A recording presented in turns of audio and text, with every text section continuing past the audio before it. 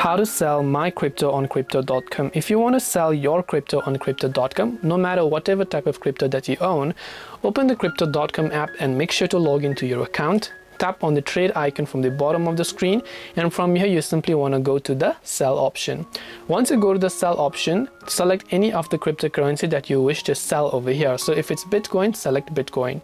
Now after here, just enter the amount of Bitcoin from the parts that you own of how much you want to sell, then tap on the sell option from the bottom of the screen. Now you'll also see the amount of money that you'll get in exchange for that particular cryptocurrency, and as soon as you've done that, you'll find all of the confirmation in the final page. Just like that, tap on the confirm button once and for all, and you would have successfully went ahead and then sold that particular cryptocurrency. This way you will be able to sell your crypto on crypto.com. I hope that this video really helped you. If you have got any further questions, feel free to also leave them down in the comment section below. Thank you for watching till the very end, and see you soon in our next video.